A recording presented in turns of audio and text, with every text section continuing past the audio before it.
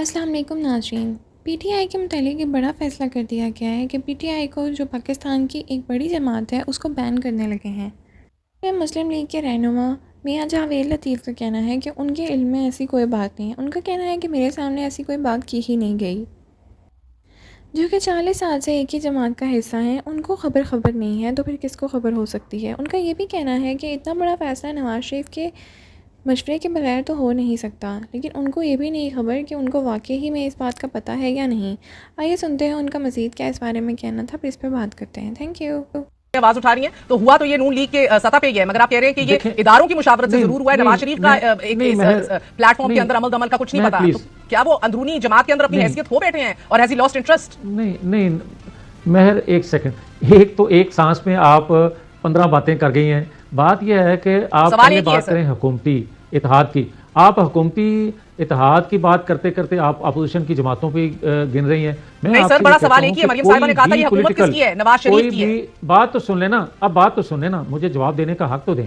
میں آپ سے یہ کہہ رہا ہوں جو آپ نے سوال کیا ہے کہ دیکھیں کوئی بھی پولیٹیکل ممبر، کوئی پولیٹیکل ورکر، کوئی سیاسی جماعت کسی سیاسی جماعت پہ پابندی کے حق میں نہیں ہو سکتی، مگر کیا حالات ایسے بنے کہ ان پہ پابندی لگانے کی ضرورت پیش آئی، یہ بھی دیکھنا ہوگا۔ اور یہ دیکھنے کے لیے ضروری ہے کہ حکومت وقت اور ادارے سب ثبوتوں کے ساتھ قوم کو اعتماد ملے اور قوم میں دیگر سیاسی جماعتیں بھی آ جاتی ہیں۔ اسٹیبلش کر گئے نا، اب آگے نہیں بڑھنے کو تیار آپ سے۔ دیکھیں میاں نواز شریف صاحب کو آپ نے واپس خوش آمدید کہا تھا ملک کی سیاست میں، یہ کہہ کہ ہی از دی بگیسٹ اسٹیٹسمین، سب سے بڑا ڈیموکریٹ ہے آج۔ تو نواز شریف صاحب نے تو آتے ہی کہا تھا کہ بدلہ نہیں لیں گے، یہاں تو آپ پارلیمنٹ کی سب سے بڑی جماعت کو صفائی ہستی سے ہی مٹانے کی بات کر رہے ہیں یا پھر ووٹ کو عزت دے رہے ہیں؟ نہ مہر، اب میں بولوں گا، اب میں آپ کو یہ کہوں کہ اگر حکومت وقت جو آج بتا رہی ہے کہ ہم آرٹیکل 6 لگانے جا رہے ہیں، وہ میں نے آپ کو بتایا کہ چیف جسٹس بدیال صاحب کی ججمنٹ موجود ہے۔